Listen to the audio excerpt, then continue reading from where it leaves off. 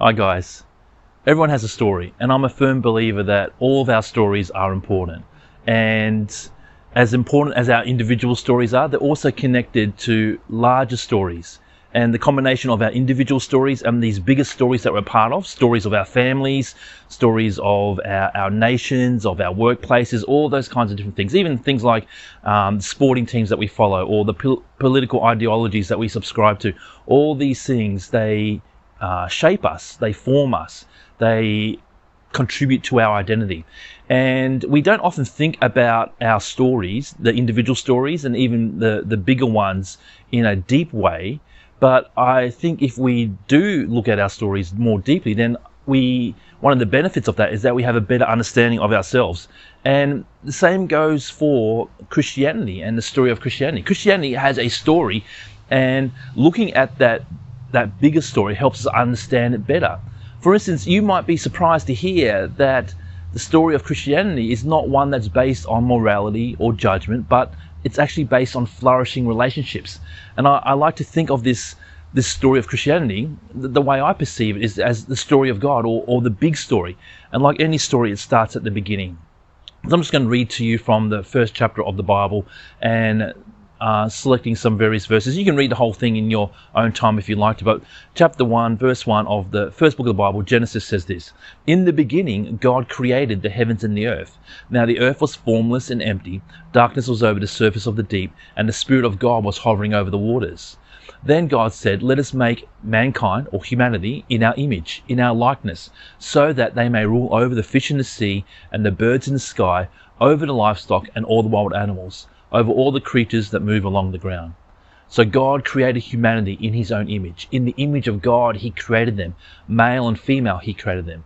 God saw all that he had made, and it was good. And there was evening and there was morning, the sixth day. So just from those verses, we can see that the main points in this first part of the story of Christianity, or the story of God, or the big story, is that God is a creator. Humans are made in the image of God, and God made everything good. God made everything perfect, especially relationships. And in addition, often when we think about these bigger stories that inform us and shape us, and when we think deeply about these bigger stories, one of the questions these bigger stories often answer is regarding power. Power basically is one of the things that these bigger stories, they exist for. They exist to tell us who has power. They exist to tell us what is power meant to be used for, and what does abuse of power look like. So Christianity is one of these bigger stories. It says that God as creator has power. It's not said explicitly. There's no verse that says God has power in the passages we just read out, but it's actually implied that God is powerful. For instance, it takes power to create time and space, right? It takes power to create the universe. It takes power to make it good, and that's a lot of power. So, in the story of God, the big story, it tells us that God has power. God as creator has power, and according to the big story, that means that God has power to fix what's been broken. We look at the world today, we can see, well, maybe things aren't the way they should be. Maybe things aren't the way that they started off as. Why is that? We'll look at that in the future. But if things aren't the way they should be, if things are broken, then who can fix that? According to God's story, the big story, God has power to fix what's been broken. God has power over sickness. God has power over shame. God has power over spirits that afflict us or control us, if that's part of your story. And it's something I've personally seen in those three areas: sickness, shame, spirits. I've seen God exhibit. That's a big part of my story. And it's something I've seen over and over again, that God has power to fix what's been broken. And it's interesting what God does with power. You know, who has power? And that's one of the things that big stories talk about.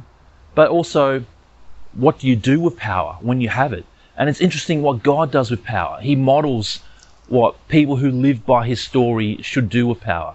What God does is he gives it away to those who are made in his image. So according to the big story, what we do with power is we empower others. And it's not in a set and forget kind of way. Power isn't something to be hoarded. Power isn't something to be taken and grasped.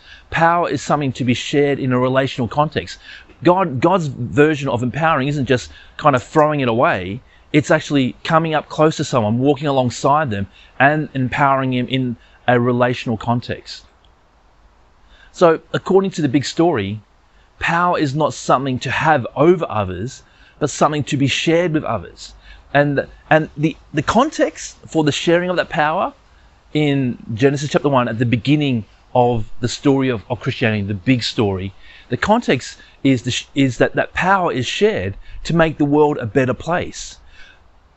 God gives power to those who are made in his image, humans, to garden, to cultivate, to draw out the full beauty of the earth, growing a garden to include all of creation.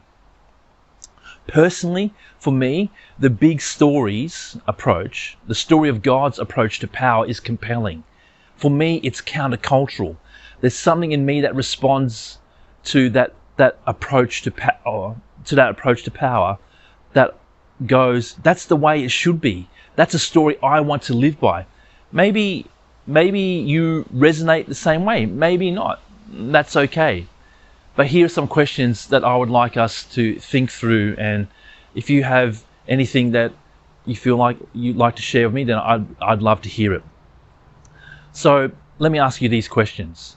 If the big story is true, if this story is true, how do you feel about the idea of a creator who is powerful and empowers in the context of relationship to bring flourishing to the world? Does this make sense of anything that you felt? I know for me, I feel a very particular way about this. It deeply resonates with me. Maybe it does with you, maybe it doesn't. Maybe there was just a point in time where, you know what, maybe there is something bigger out there that's helping us and that wants us to contribute to make the world a better place. Who knows? Another question to think about. What would be some of the implications for you if there was a powerful creator who wanted to empower you to make the world a better place? If this story was true. So maybe you believe it's true, maybe you don't believe it's true, but let's treat it like this story is real, like this story reflects reality. What would be some of the implications for you? You know, would that change anything in your life? Maybe it would, maybe it wouldn't. I'm not sure. Something to talk about. And the final question I would like us to think about is, if the big story was true, if it is true, is there anywhere in your life that could use God's power to bring positive change? If I could say to you, hey, I know someone who's powerful enough to impact this area in your life, is there any area in your life that you'd say, actually, I want someone that powerful, with that attitude to power, to meet a need in my life? What need would that be? And maybe we can talk about that. Maybe we could pray about that. I'm not sure. But that's it for me, guys. And please let me know some of your thoughts on some of these questions. Thank you.